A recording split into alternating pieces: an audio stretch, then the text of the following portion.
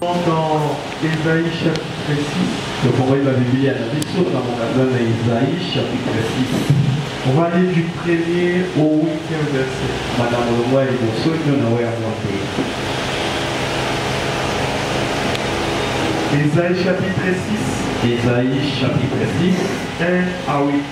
Verset à l'Ibosso qui nous l'a entier. Je vis le Seigneur assis sur le trône très élevé. Dedans il se couvrait les pieds. Et dedans il se servait pour voler. Et disait Saint, Saint, Saint est l'Éternel des armées. Mon santo, de la terre.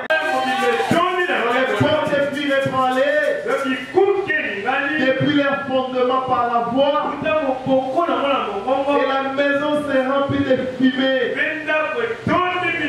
Alors Esaïe dit, malheur à moi, je suis perdu, car je suis un homme dont les lèvres sont impures. J'habite au milieu des peuples dont les lèvres sont impures. Et mes yeux ont vu le roi, l'Éternel des armées. Mais l'un de séraphins vola vers moi, et dans la main une pierre ardente qu'il avait pris sur l'autel avec des pincettes.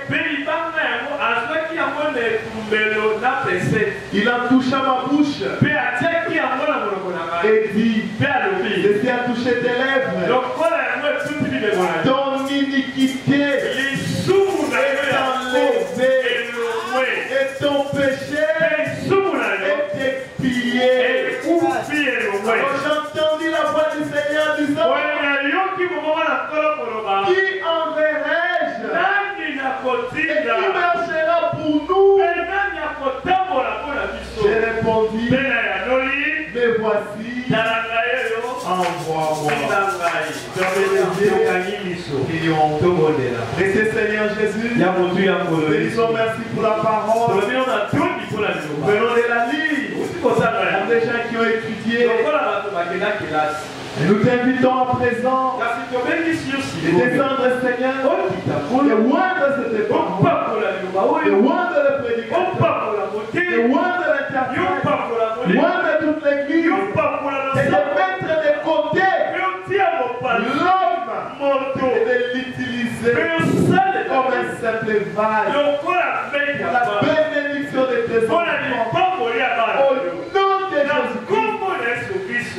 Éternel des armées, transmets ta vie à partir de la parole, afin qu'en sortant d'ici, que nous puissions être changés.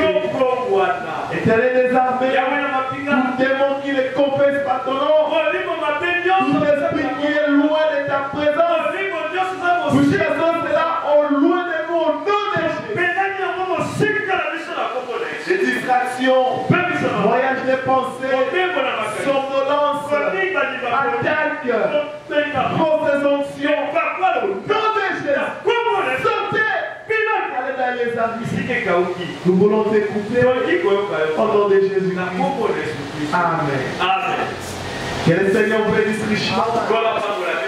Asseyez-vous. Aujourd'hui, on va voir un sujet. Ça sera une petite exhortation. Dont le thème, c'est dans sa présence. Dans sa présence. Alléluia. Amen. Mes frères,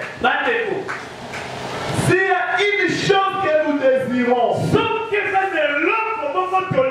y a une chose dont on doit chercher continuellement, s'il y a une chose pour les chrétiens, il doit tout faire pour l'obtenir, c'est entrer et vivre dans sa présence. Est-ce qu'on est ensemble? Amen. Si nous devons avoir un cheval de bataille, ça devrait être entré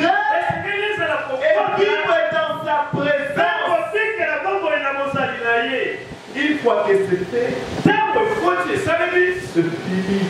Et si La vie est assurée. Pasteur, pourquoi tu l'as dit? Parce que dans sa présence, il y a une force, il y a une atmosphère, il y a une puissance qui transforme. Il y a une force qui change. Il y a une autorité qui transforme. Et c'est ce dont on a besoin d'être transformé, d'être changé et d'être comme lui. Et dans sa présence, il y a une influence. L'influence, c'est ce dont nous avons besoin pour nous attirer, pour que t'aimer, que nous aussi nous soyons. Voilà l'importance. Ça ne servira à rien d'obtenir tout ce qu'on peut avoir du monde et être loin de Dieu. C'est pourquoi nous parlons aujourd'hui dans sa présence. Nous allons voir comment on va y entrer, comment on va demeurer, et quel est l'impact de sa présence. Qu'est-ce que sa présence fait? Et pourquoi nous devons désirer toujours sa présence? On est ensemble? Amen. Dieu habite quelque part. Qu'est-ce qu'il dit? Dieu a une habitation. Dieu n'est pas les vents. Si on dit, Dieu est omniprésent. C'est vrai, c'est la vérité. Mais il a un endroit où il vit. Et nous sommes appelés à entrer dans sa présence, arriver jusqu'à là où il est. Vous allez me dire, les États-Unis, aux États-Unis, ton Nicolo, ou au ciel là-haut, ton Dieu, il habite une dimension. S'il faut chercher sa présence, il ne s'agit pas d'un lien géographique. Oh non, je pars à l'église, je vais entrer dans sa présence. Et quand je sors de l'église, je sors de sa présence. Non, il ne s'agit pas d'un lieu géographique. C'est pourquoi on peut venir à l'église sans entrer dans sa présence. Tout comme on peut être en dehors de l'église, mais demeurer dans sa présence. Est-ce qu'on est ensemble? Amen. Dans sa présence. On entre l'église. Et là, je vais rencontrer Dieu. Non. L'église, nous venons pour écouter Dieu nous parler. Parce que c'est la voix parfaite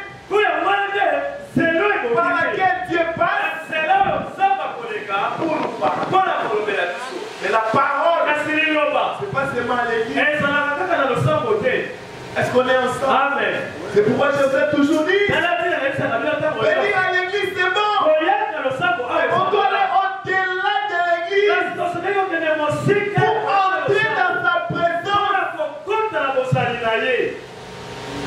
Alors nous parlerons de l'atmosphère spirituelle, de l'état de cœur, aussi des niveaux spirituels. En plus de cela, il n'y a pas de catégorie de personnes qui sont réservées pour entrer dans sa présence. Oh non, c'est les pasteurs.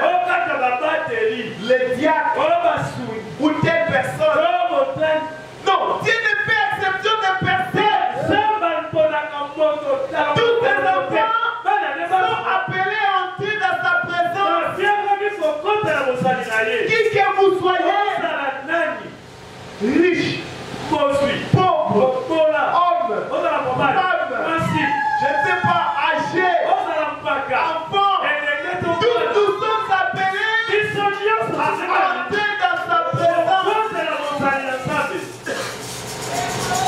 Oh Seigneur, c'est quoi la présence de Dieu? Je vais dire une chose. Je vais donner une illustration que vous puissiez comprendre ce qu'est la présence et quels sont les effets que nous attendons de ça. Nous savons tous, ici tout le monde connaît le feu. Si vous prenez le feu, vous allumez le feu et que vous prenez une barre de fer,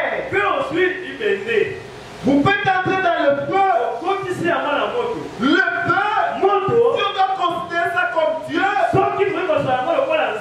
une certaine influence, a une atmosphère qui dégage, qui fait que tout ce qui entre en contact avec lui, il le change, il le modifie, il le pose sa forme, son caractère. C'est pourquoi si vous prenez le bois, vous le mettez dans le feu, le feu va l'allumer, il va le consumer, parce que c'est le feu. On est ensemble. Amen. Et si vous prenez une barre de fer, vous mettez dans le feu, la barre de fer va subir 3 transformations. Peut-être vous n'avez jamais constaté. Allez essayer, vous verrez. La première des choses, la barre de fer deviendra tout noir. Pourquoi? Ça va emmagasiner la chaleur. Ça va emmagasiner le feu. Ça deviendra tout noir.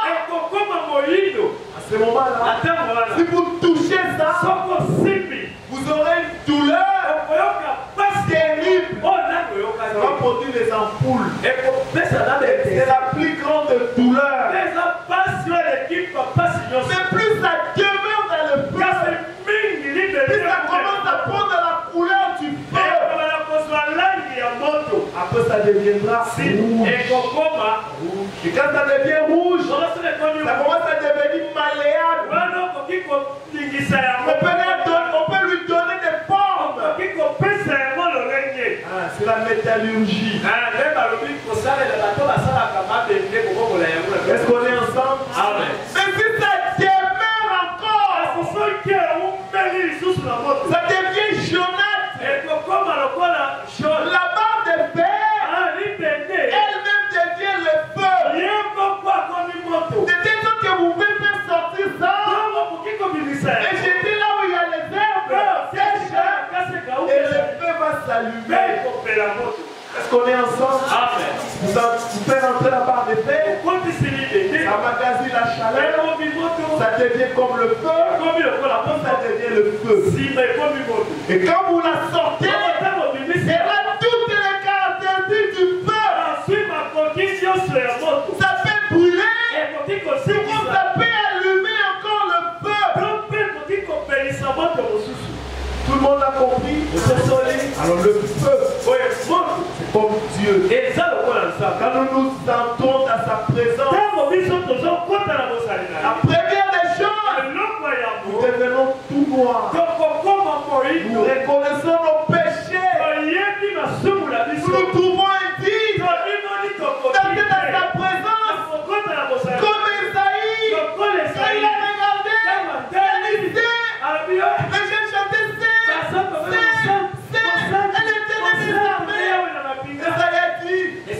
mais moi, un pécheur, moi qui ai commis l'iniquité, comment je me retrouve ici? Et je disais non, mais pas, parce que j'ai vu le roi, l'Éternel des armées. Personne ne peut voir Dieu. C'est voir saint. Comme Branham disait, votre sainteté devant Dieu, devant cette lumière-là, vous ne pouvez même pas résister. C'est tellement blanc dans sa présence que la sainteté humaine ne peut pas tenir. Est-ce qu'on est ensemble? C'est pourquoi il a donné l'exemple. Et quand évangéliste, Daniel Curie, c'était puissant de Dieu. Il a prêché. Il a mené beaucoup d'hommes à Christ. Et un jour, il a vu en vision. Il est mort. Il était en train de traverser le journée de la mort. Il a vu au loin la nouvelle Jérusalem. Il a vu le ciel. Il a commencé à crier. Je suis arrivé. Le pays dont j'ai tant désiré. Le pays des lumières. Le pays du bonheur. Asphalté d'or. Je suis arrivé. Il arrive avec des fiertés. Je viens pour me reposer. On demande là-bas. Qui frappe la porte? C'est moi l'évangéliste Daniel Curie. Ouvrez les portes. Je vais entrer. L'ange qui gardait les portes. Permettez-nous de vérifier votre nom. On vérifie comme ça. Il n'y a pas son nom. Tu t'appelles comment? Daniel Curie. On cherche Daniel Curie. Il n'y en a pas. Plutôt, il doit y avoir. Parce que moi, j'étais un puissant prédicateur. Demandez à la terre. On vous dira. Tout le monde me connaît. J'ai ressuscité les morts. J'ai purifié les lépreux. J'ai guéri les malades. On dit ici, il n'y a pas ton nom. Cherchez le but de Kiri Daniel. On cherche Kiri Daniel. Il y en a. On lui dit, ici il y a que les saints qui ont.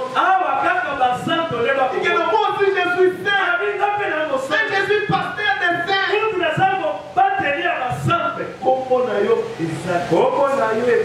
Ici, tu ne peux pas entrer. Il a tellement insisté qu'on lui a dit, quand tu insistes, il y a une deuxième voie. La voie du recours. Tu peux aller là-bas, tu peux aller te justifier. Mais dans sa présence, montre-moi la porte. Je peux aller rapidement. Tu peux aller juste de l'autre côté. Ok. Daniel Curie a commencé à partir. Plus il avançait, plus les choses devenaient claires. Et c'est dans sa présence, plus il avançait, plus il reconnaissait qu'il était pécheur. Parce que la lumière était tellement forte. Et quand il s'est vu, il a dit non, je suis indigne de venir ici. Après il a entendu Daniel Curie sur la terre. Tu mentis le fils qu'une seule fois. Quand la foi dit ça, toutes les fois qu'il a eu à mentir apparaît. Il avait mangé Maman Touni, qui a mangé Kaïté, c'est pas moi, c'est son petit. Il y a vu. Daniel Curie, je demande, as-tu menti dans le pays? Oui, Daniel Curie, as-tu convoité dans le monde? Toutes les fois qu'il a convoité, ça apparaît. Oui, je convoité. Daniel Curie, as-tu escroqué? Oui, je l'avais fait. Daniel Curie, commence à se fondre déjà. Il dit en conséquence, ta place n'est pas ici. Parce que dans ta présence,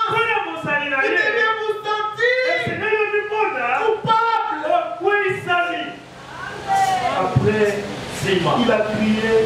Mais où est Jésus? C'est vrai. J'ai péché. C'est vrai. J'étais mauvais. C'est vrai. J'étais méchant. Mais j'ai crié à un homme. Il y a eu quelqu'un qui est mort à la croix. Pour moi. Après il entend une voix. La voix la plus douce. La voix qui est la vie. Tu pouvais crier. Père, Tata, c'est vrai. Tu l'as péché. C'est vrai. Tu mérites les châtiments. Mais pas qu'il avait pris position pour moi sur la terre. Sur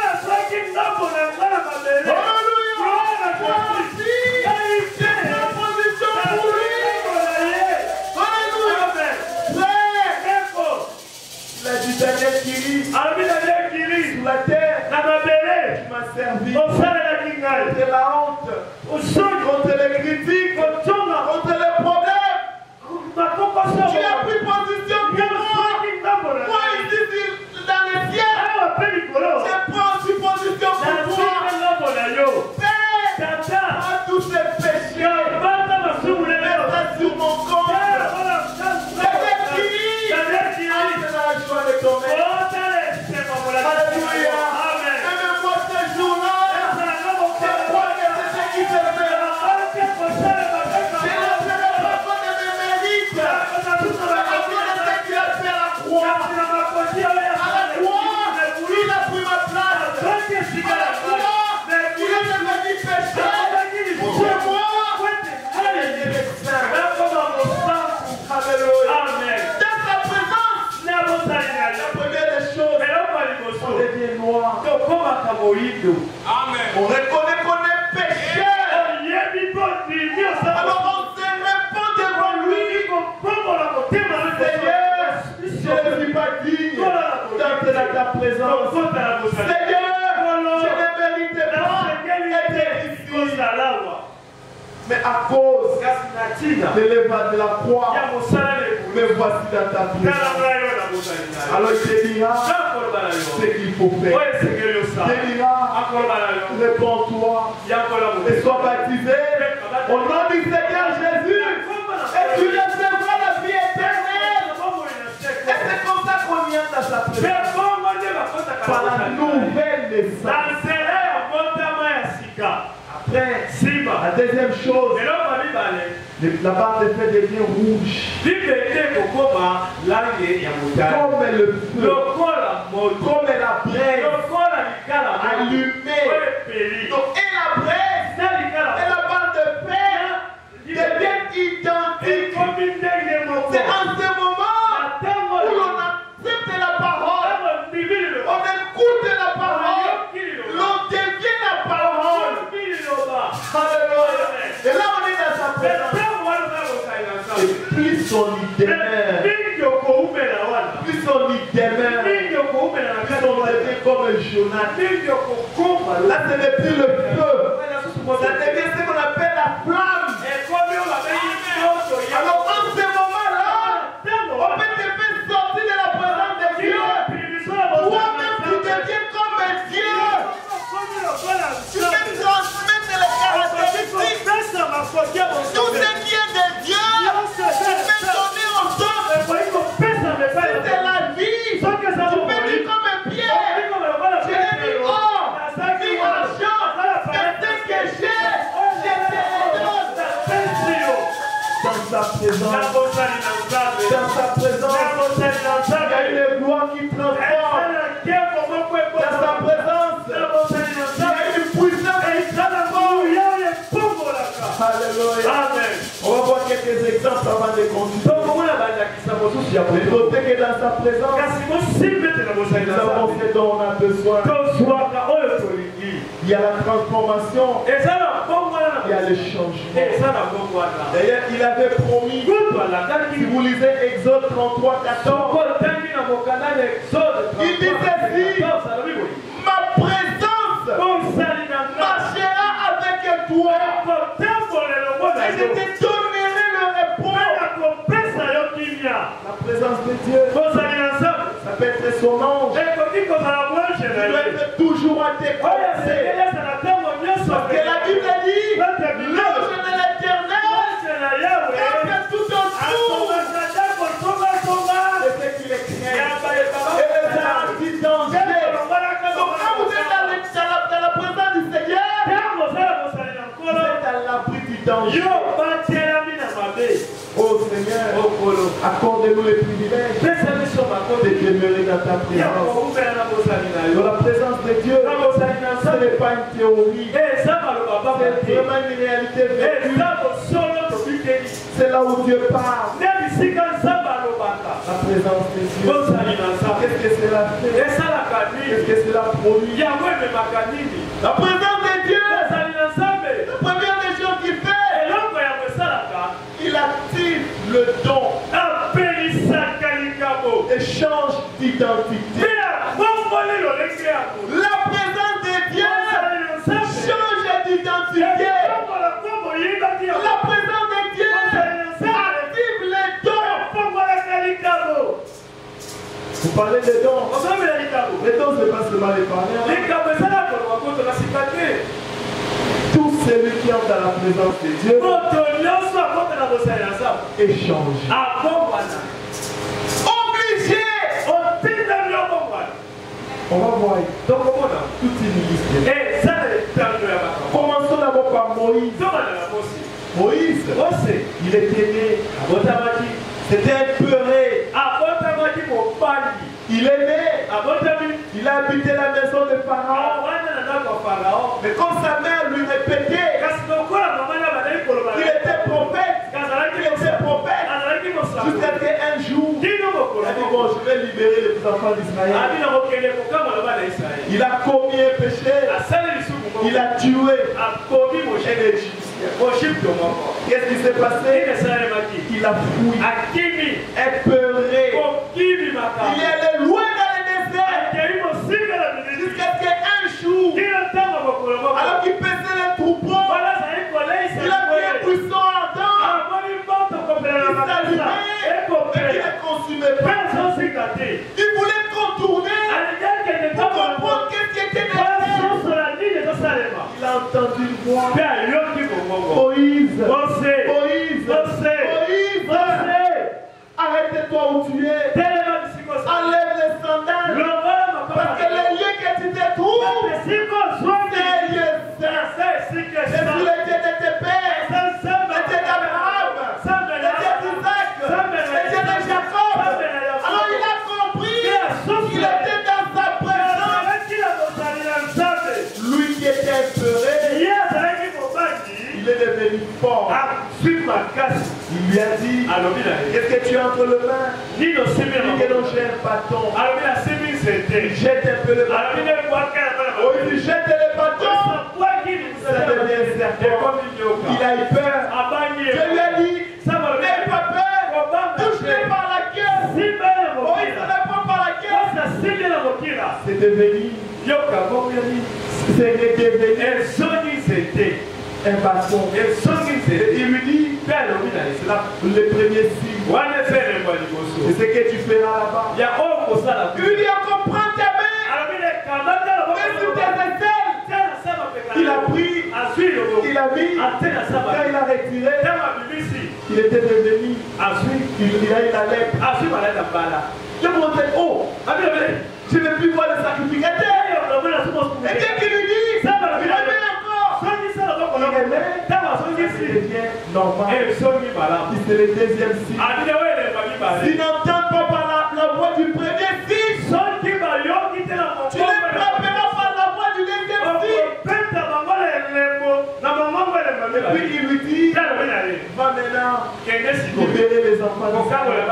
Lui qui était peuré, il est devenu prophète. Pourquoi? Parce qu'il est entré dans sa présence. Lui qui était ordinaire est devenu extraordinaire. Quand il est entré dans sa présence, la seule personne qui parlait face à face avec Dieu, la Bible disait, personne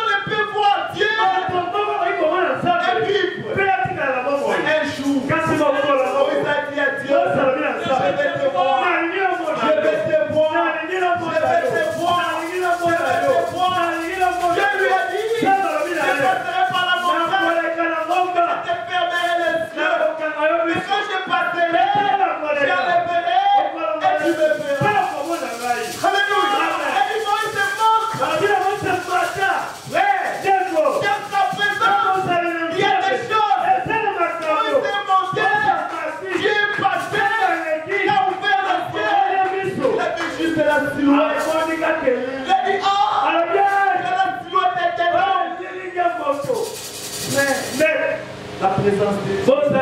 Qu'est-ce que cela fait à Moïse? Ça l'a transformé. Ça l'a changé. Il est passé de naturel au surnaturel. C'est pourquoi quand Dieu créait Aaron et Myriam, il a dit, vous jouez avec Moïse, la seule personne avec qui je parle face à face. Oh Seigneur, où est-ce que la présence de Dieu peut faire? Ça ne peut pas limiter Moïse, parce qu'il est entré dans la présence de Dieu. Il a joué le rôle même de Christ. Il a changé même la décision de Dieu. Pour dire oui. Moïse est allé. Dieu était fâché. Parce que les enfants d'Israël devenaient des idolâtres. Ils commençaient à faire des choses. Dieu a dit à Moïse, mets-toi de côté. Je vais tous les exterminer. Moïse a dit, les exterminer. Qu'est-ce que les gens qui vont là-bas? Et toi, Dieu, tu étais en mesure de faire sortir de l'Égypte, mais capable de les ramener à la terre promise. Si tu veux les tuer, passe d'abord par moi. Moïse s'est mis à la brèche. Il a dit, autrement dit, il a dit à Dieu, si tu veux les tuer, commence par moi. Voici ce que la présence de Dieu fait. Ça te rend toi et tout celui qui est dans sa présence est sauveur. Oh Seigneur, laisse-moi entrer dans ta présence et devenir aussi sauveur. Prends de position pour les autres. Voilà ce que ça fait de Moïse. Lui qui était devenu comme un faible. Mais parce qu'il est entré dans sa présence, il est devenu fort. Alléluia. Un vieillard de prophète qui vient avec force. Ainsi dit le Seigneur. Ainsi dit le Seigneur. Ainsi dit le Seigneur. Ainsi dit le Seigneur. La présence de Dieu est fort. C'est un jour. On a dit à Moïse, Moïse vient, je te parlerai de grandes choses. Alors Moïse est monté à la montagne. Il a fait 40 nuits. Qu'est-ce qui s'est passé? Parce qu'il était dans sa présence. Tellement qu'il était dans sa présence, la Bible dit, Moïse a changé. Son visage rayonnait. C'est devenu comme la lumière, comme le soleil. À tel point que quand il descendait, personne ne pouvait regarder Moïse. Pourquoi? Il avait emmagasiné la parole. Si vous lisez la Bible, la Bible dit, Dieu a dit à Moïse, je t'ai fait Dieu, la commission, des majuscules, Yamukete, majuscule. Je sais que beaucoup entrent par là pour créer des choses. Autrement dit, Dieu s'est vidé et il a donné la parole à Moïse. Moïse était devenu la parole. Tout ce qu'il disait devenait sa parole. Il en est de même. Exemple pour tous ceux qui entrent dans sa présence. Nous disons tous ici. Élie a dit, il y aura ni rosée, ni pluie. Ça c'est la forêt. Ça c'est les lions. Ça c'est les cécile. C'était qui avait donné. C'était qui avait nommé. Non. Il y a eu quelqu'un qui était dans sa présence. Mais qui a dit que ça soit ainsi. Et Dieu a dit, Amen. Il s'appelait Adam. Adam était dans sa présence. Il a nommé toutes choses. Et Dieu a dit, c'est toi qui l'as dit. J'ai dit Amen. Dans sa présence. Vous savez que ça se montre. Même Esaïe. Esaïe, là nous avons lu. C'était un prophète. Mais il était influencé par Osias. Osias était un homme bon.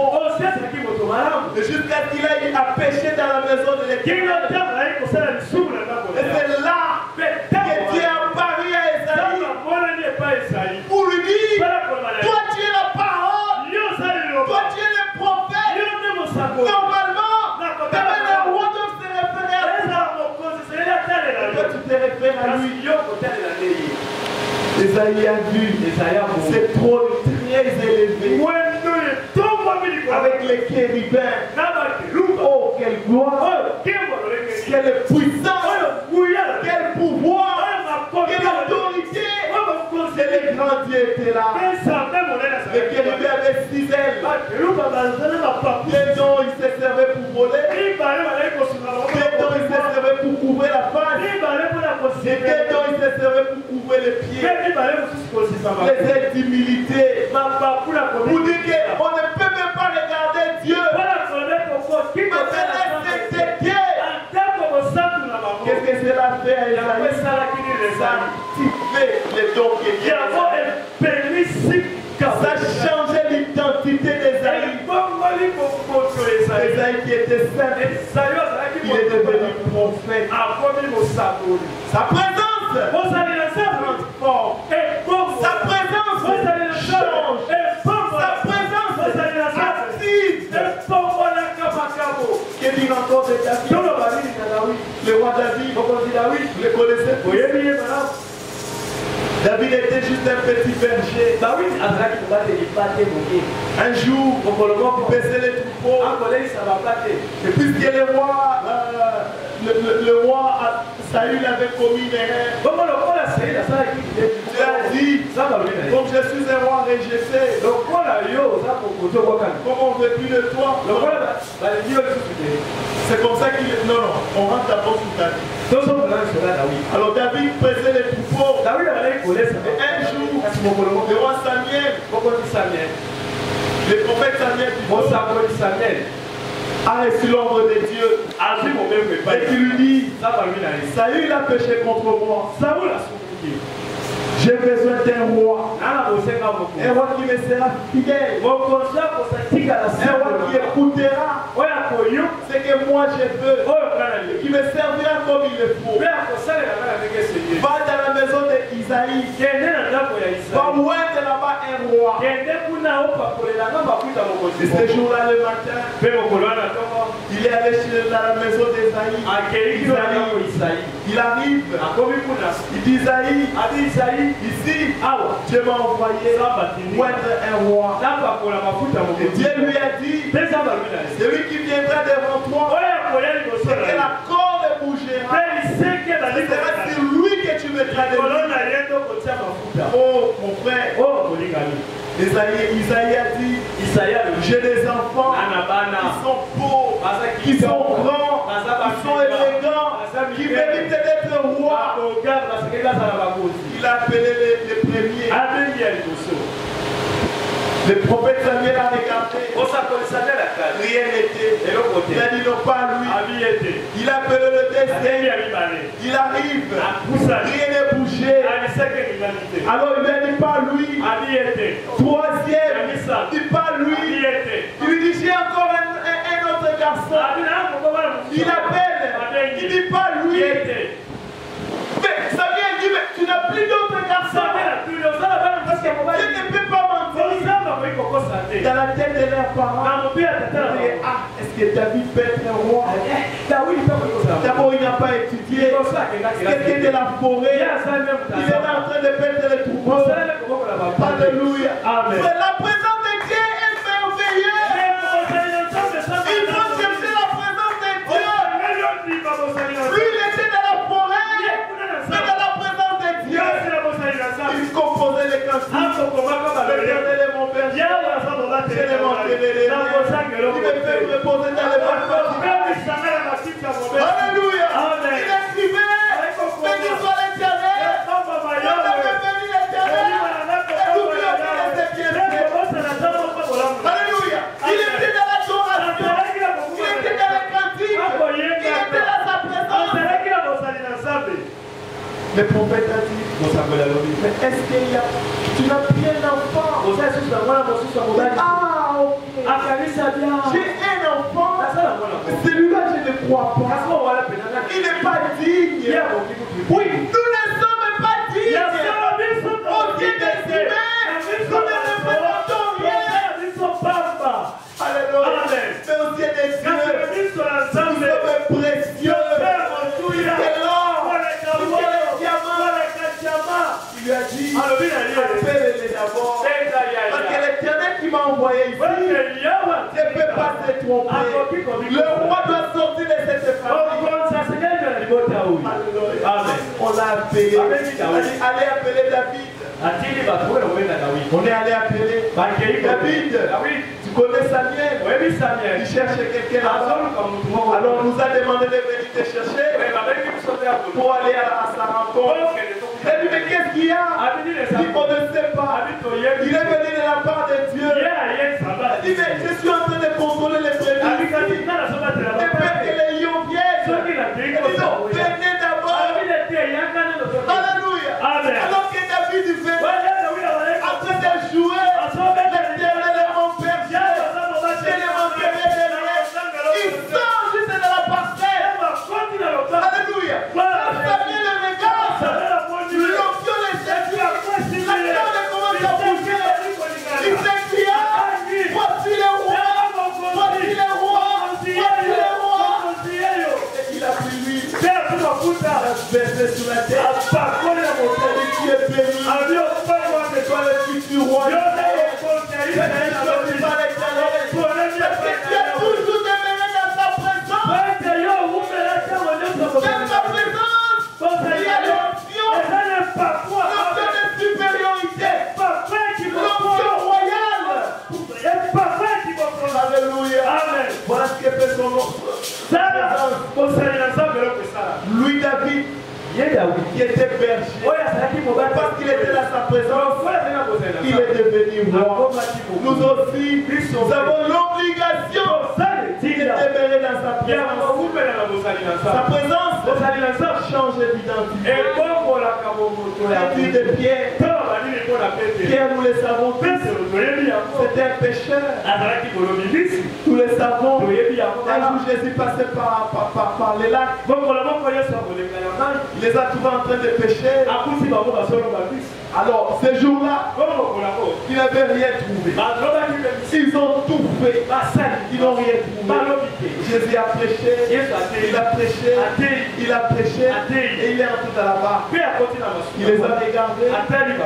Bon. Aujourd'hui, vous allez pêcher avec moi. Tirez la barque alors quelque part là. Qui a les regards comme ça? Moi, je suis un grand spécialiste. J'ai pêché toute la soirée. Je ne vais pas attraper un petit fréquent. Toi, tu nous dis, jeter les filets seulement ici. Il n'y a rien.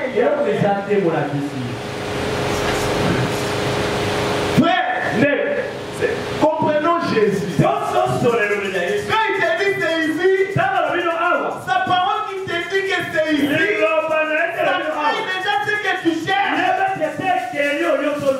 Lui, le créateur, il a dit, alors Pierre lui dira, à cause de ta parole, comme toi tu l'as dit, pas par mon expérience, ils ont jeté les barques, ils ont commencé à tirer. La Bible dit, ils ont tiré les filets, et toute la barque était pleine. Ils ont fait même de l'autre barque, c'était plein. Alors Pierre a compris, celui-ci, mon Dieu, il n'est pas ordinaire. Il y a quelque chose de surnaturel. Mais cela n'avait pas suffi pour changer Pierre. Quand il a appelé, il est devenu son disciple. Cela n'a pas changé Pierre. Il a marché avec Jésus partout. Jusqu'à ce qu'un jour, avant même qu'on livre Jésus, Jésus a dit, n'est-ce pas moi qui vous ai appelé vous les tous?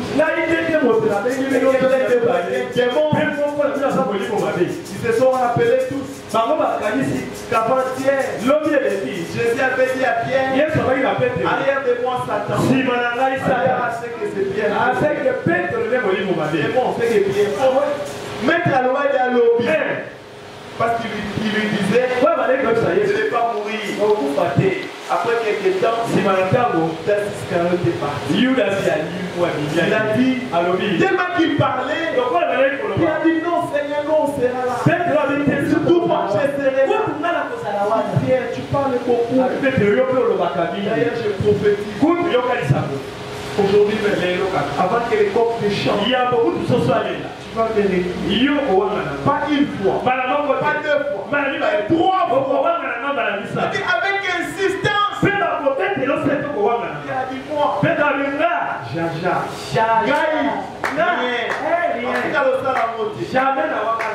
ok, malade. Quelques temps après, on vient chercher Jésus.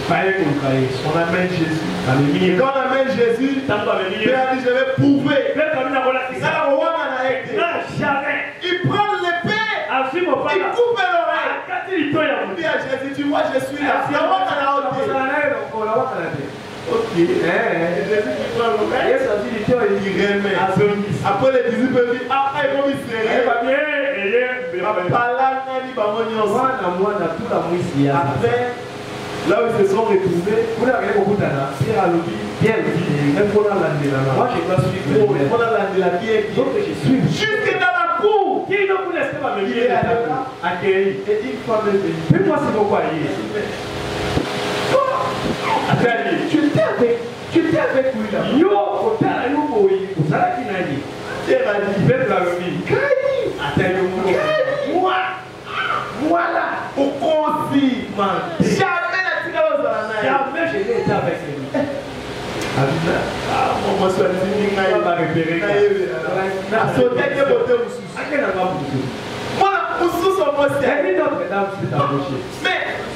mais cet homme ici, je l'ai vu avec lui. C'est lui qui partageait les peines. Et ce jour-là,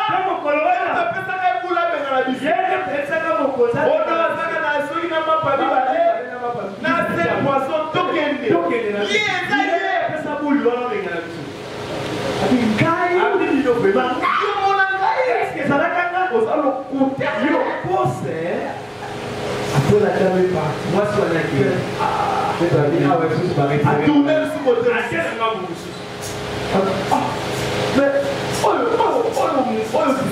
Et là, on s'est dit, c'est son disciple.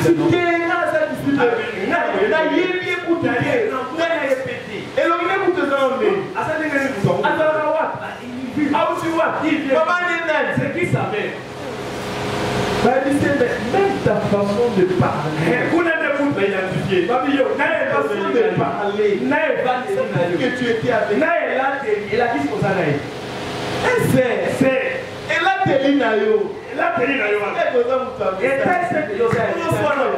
pourquoi tu te chamailles ici?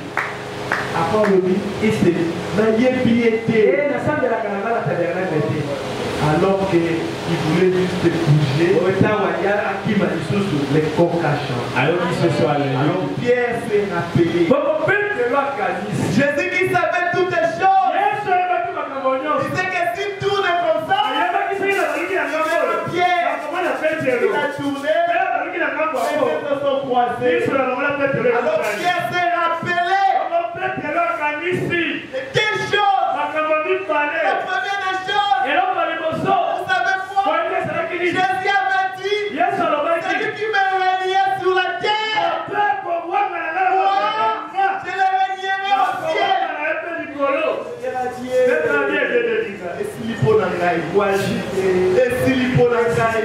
Et la deuxième chose, il s'est rappelé que Jésus lui avait dit, tu me régneras. Alors Pierre était inconsolable. Il est parti, il a pleuré. Pourtant il était avec Jésus. Alléluia. Mais un jour, ils sont allés à la chambre haute. C'est que le Père avait promis. Descendu sur elle. La vie de Jésus. Le Saint-Esprit. Ça convertit Pierre.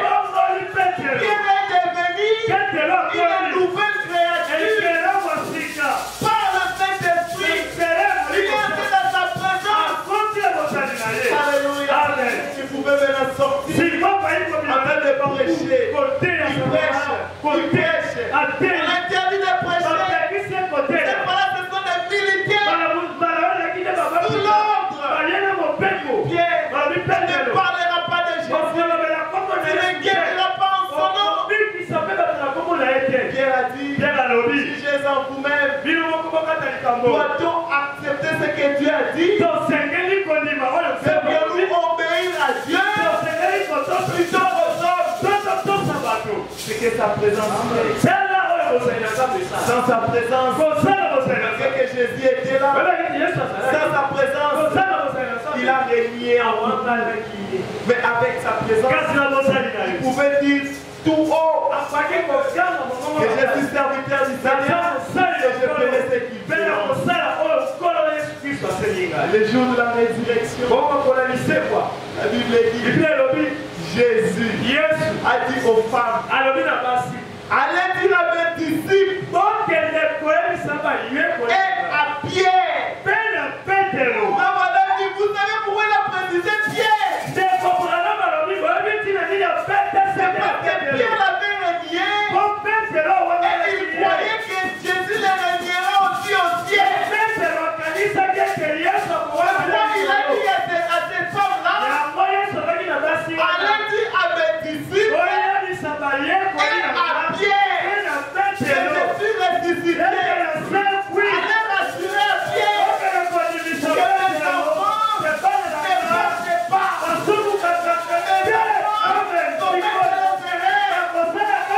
La condamnation, ce n'est pas pour mes enfants. La malédiction, ce n'est pas pour mes enfants. Alléluia. Pourquoi moi, je ne t'espérerai jamais. En fait, il n'y a rien qui peut m'empêcher d'entrer au ciel. Parce que je suis son enfant. J'étais même dans sa présence. Oh, merci Seigneur. Rappelez-vous de tous les Gadara. C'était un fou. Il était tourmenté par beaucoup de démons, légions. Et un jour, la présence de Dieu est passée. Jésus est passé par là. Mais aujourd'hui, Jésus passe par ton chemin. Et que tu sens ta présence. Il est arrivé. Les démons, les gens commençaient à trembler. Seigneur, qu'est-ce que nous avons fait? Nous n'avons rien contre toi. Pourquoi tu nous menaces? Alors qu'il n'avait rien dit. Juste de sa présence. Et puis ils lui ont dit, ils lui ont supplié. Il y a les troupeaux là-bas, les pourceaux. Est-ce que tu ne peux pas nous jeter là-bas? Parce que notre heure n'est pas encore arrivée. Et Jésus l'a fait. C'était la prière des démons. Les démons demandaient à Dieu. Et Dieu l'a exaucé. Avec une voix très haute pour les enfants. Les démons lui a dit, jetez-nous dans les pourceaux. Et Jésus a exécuté. Allez là-bas. Ils sont dans les pourceaux. Et le fou des Gadara, il est revenu à lui-même. Il est devenu normal. Il a dit, je ne te quitterai jamais. Partout où tu seras, moi je te suivrai. Dans les bons jours, comme dans les mauvais jours, je serai là. C'est que fait la présence de Dieu. La présence de Dieu, elle change les situations. Que dire de Paul? Paul, c'était un pharisien. Il connaissait la parole. Il a étudié la Torah. Il connaissait la loi de Moïse. Mais il n'est jamais entré dans sa place. C'est ça qui persécutait l'église. Mais un jour, la colonne de feu l'a localisé. Alors qu'elle était sur les chemins de Damas. On a persécuté les chrétiens. Il a raconté la colonne de feu. Il lui a dit, Saul, pourquoi me persécutes-tu? Qui es-tu, Seigneur? que je persécute. J'ai dit, mais je suis Jésus. Alléluia. Amen. Tu ne peux pas résister contre mes enfants. Comme il était entré dans sa présence, qu'est-ce qui s'est passé? Paul, Saul a été changé. Et même les noms ont changé. Il est devenu Paul. Il a quitté de persécuteur. Un messager prophète. Et il a même le fondement de la foi de l'église. Celui qui a bâti le fondement de l'église. Comme un sage architecte. Vous voyez ce que la présence de Dieu peut faire? Sa présence de Dieu, ça change, ça transforme, ça modifie. Que dire de Jacob? C'était un menteur, estimateur. Mais ce jour-là, il a lutté avec Dieu. Il est entré dans la présence de Dieu. Et il a été transformé en Israël. Le prince, lui qui était menteur, il est devenu un prince. Et aujourd'hui on dit le Dieu d'Abraham, le Dieu d'Isaac et le Dieu de Jacob. La présence de Dieu transforme. La présence de Dieu change. La présence de Dieu active même les dons. Tous ces dons on a vu, ils sont entrés dans sa présence. C'est ceux qui sont devenus de rois. Parce que c'était le potentiel qui était en eux. Et ceux qui sont devenus des prophètes. Parce que le potentiel était en eux. Quand tu entres dans ta présence, elle libère ton potentiel. Alléluia. Sa présence libère. La présence brise aussi les chaînes. Rappelez-vous, Paul et Silas étaient en prison. Ils ont commencé à chanter. Ils ont commencé à louer. Ils ont commencé à créer l'atmosphère. C'est comme le feu. Ça crée tellement l'atmosphère que la Bible dit les chaînes ont commencé à se briser. Les portes se sont ouvertes. Pourquoi? Dans sa présence. Alléluia. Amen. Et entrer dans sa présence. Sa présence donne aussi des directives. Il y a quelque chose dont tu cherches. Tu veux savoir ce qu'il faut faire. Mon frère, ma soeur, entre dans sa présence. Ça te donnera une directive. Ça te montrera des choses claires. C'est ce que tu dois faire dans l'instant précis. C'est ce que Moïse avait fait devant la mer rouge. Derrière l'armée de Pharaon. À gauche et à droite des montagnes. Qu'est-ce qu'il devait faire? Il allait chercher Dieu dans sa présence. Seigneur, qu'est-ce que nous devons faire? L'Éternel est descendu. Oh mes frères, et c'est là, il y a mon poète dans sa présence. Vous voyez pourquoi? Même Jésus, il était toujours dans sa présence. Même frère Branham, il était toujours dans sa présence. Pour nous montrer que nous devons toujours être dans sa présence. Comment y entrer? Et heureux ceux qui ont le cœur pur. Et c'est pour la bataille, il fait mon Dieu. Purifiez vos cœurs. Sanctifiez vos vies. Matthieu 5:8. Matthieu chapitre 7. C'est pour ça qu'on y entre. Venez avec un cœur pur auprès du Seigneur. Seigneur, je ne suis pas bon. Je suis mauvais. Je fais ça.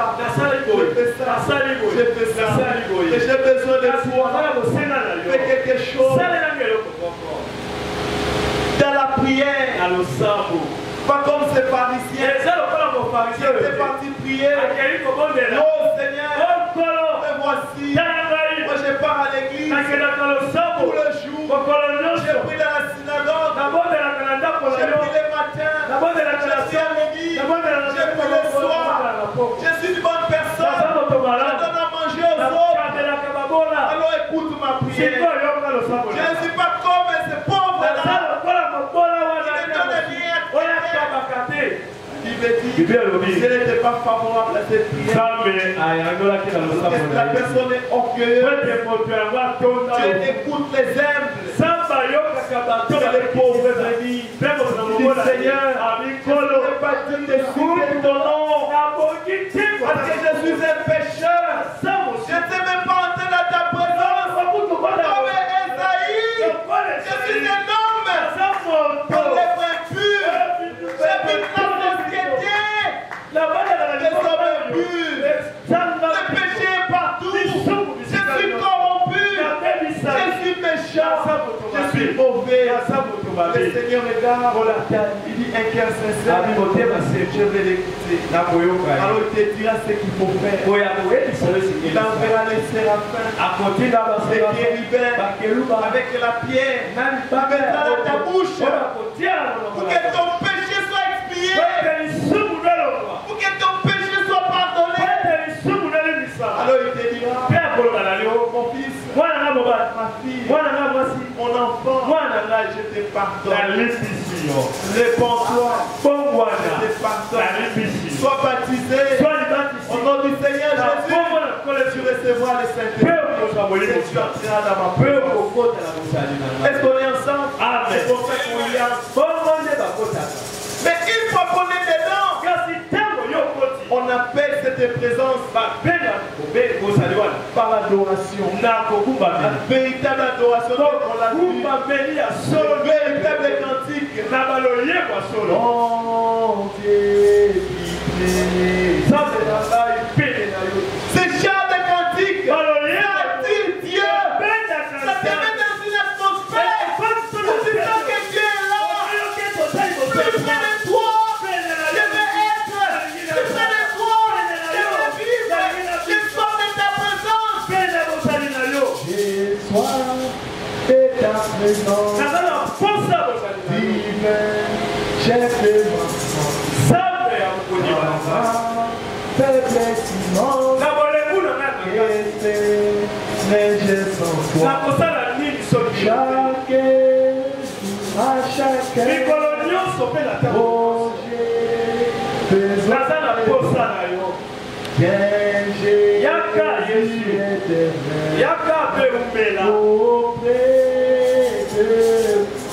c'est dans ces cantiques-là qui t'introduisent dans ta présence.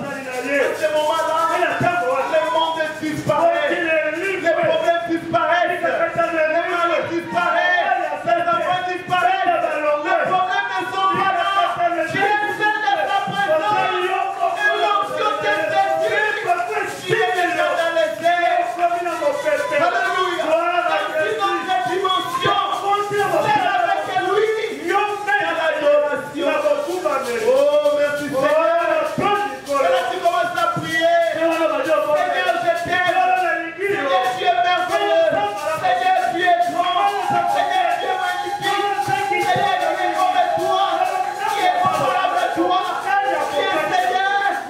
Agis. Qui est Seigneur. Change. Oh, merci Seigneur. Et là, il est là. Et tu sens dans ton cœur. Les cœurs brûlent. On te bénit. C'est dans mon mort. Ça brille. Alléluia. Parce qu'il est là. Et tu sens l'onction t'envahir. Peut-être on ressort au télématé. Pourquoi? Parce qu'il est là. Il est là. L'adoration l'a appelé. Et dans cette adoration, tu commences la prière. La véritable prière. Afin de parler à ton Père. Dans sa présence. Dis Seigneur, moi je t'aime. Je sais que tu m'aimes. Ce jour-là d'ailleurs, j'avais des problèmes. Tu m'as secouru. L'autre fois, j'avais des soucis. Tu m'as consolé. L'autre fois, j'étais malade. Tu m'as guéri. Mais tu es merveilleux. On m'a attaqué. Tu m'as protégé. J'avais besoin d'argent. De façon miraculeuse. Tu m'as accordé. Maintenant tu veux que je fasse quoi? Dans sa présence. Et il te parle. Peut-être pas une fois ou deux. te dira, maintenant là, fais ceci, fais cela. Peut-être qu'il te parlera par la pensée. Il te dira, avec toi, on est encore à ce point. On doit avancer jusqu'à quel point. C'est à ce moment, je te donnerai ce que tu désires. Alors tu auras l'assurance parce que tu es déjà entré dans la présence et il t'a parlé. Et tu apprendras à connaître sa voix. Parce que n'oubliez pas, vous êtes obligé de connaître la voix de Dieu, la voix des archanges. Vous devez être capable de l'identifier. Vous savez pourquoi? Vous savez pourquoi? Parce qu'à la résurrection, c'est cette voix qui parlera. À l'enlèvement, c'est cette voix qui parlera. La voix dira, pour les faire réveiller vous. Alors tu dois comprendre que c'est la voix de ton Père, la voix du Seigneur. Elle vous dira, c'est le moment de vous présenter dans les cieux. Si tu ne connais pas la voix, tu ne répondras pas. C'est ça, non? Je donne un exemple. Vous êtes à la maison la nuit. Quelqu'un vous appelle. Daniel, Bima. Avant de sortir, tu dois chercher à identifier quelle est la personne qui m'appelle. Parce qu'il se pourrait que ça soit un bandit. Mais tu dois d'abord l'identifier. Donc tu dois comprendre qu'il y a Daniel. Tu comprends que c'est Daniel qui va sortir. Mais si tu ne connais pas la voix, tu n'ouvriras pas. Ça sera la même chose le jour de l'enlèvement. La voix de l'archange vous appellera. Alléluia. Les passagers à destination de la nouvelle Jérusalem.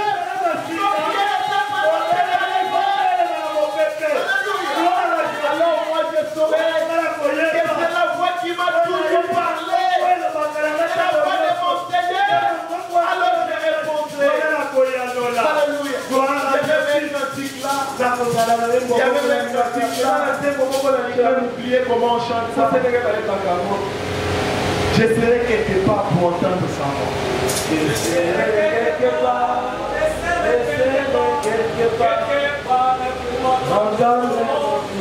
Vous connaissez ça?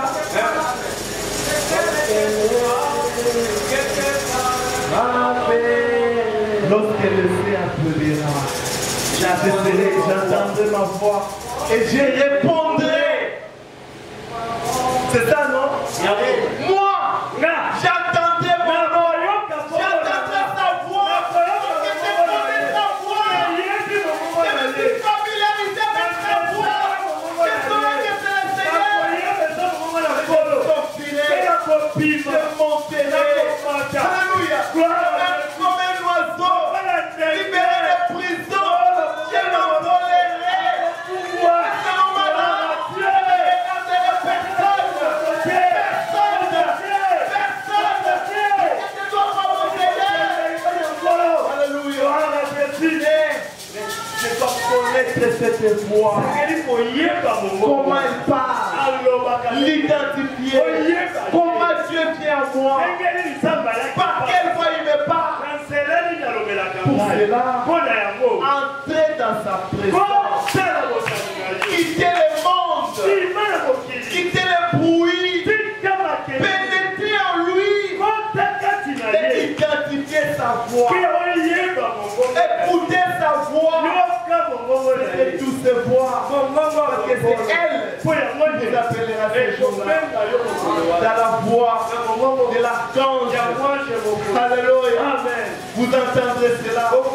Je sais que vous êtes des bonnes personnes. Et que la plupart ici, vous entendez déjà dans sa présence. Alors comment il demeurait? Dans sa présence. Il faut demeurer. Pas une vie sanctifiée. La lecture de la parole, la prière. Vous lisez tous les jours au moins un chapitre. chapitre. Vous écoutez la parole. Et puis vous priez sans cesse. Vous parlez un peu plus avec les gens. Inversez un peu. Parlez un peu plus avec Dieu qu'avec les humains. Vous garderez ainsi sa présence. En étant loin du péché. Là, voilà, vous demeurez dans sa présence. Mais aussi il a dit, et cherchez continuellement Dieu. Et cherchez toujours à se perfectionner. Alors là, le Seigneur fera quelque chose. Vous savez, la plus grande richesse d'un enfant de Dieu, ce n'est pas l'argent, ce ne sont pas les diplômes, ce ne sont même pas les titres, mais c'est la présence de Dieu. Parce que si tu as Dieu, tu as tout. Si tu manques Dieu, tu manques tout. Voilà la prière que tu peux faire. Seigneur, attire-moi dans ta présence. Ouvre mes yeux. Que je puisse reconnaître ta présence. Puis depuis mon cœur, afin qu'elle soit prête à entrer dans ta présence. Remplis-moi de ta présence. Remplis-moi de ta présence. Que ta lumière s'éclaire devant moi. Je vais demeurer plus près de toi tous les jours de ma vie. Mon Dieu, mon Dieu, mon Dieu, plus près de toi, plus près de toi, plus près de toi. Je veux vivre plus près de toi. Je veux être. Et le Seigneur vous bénisse.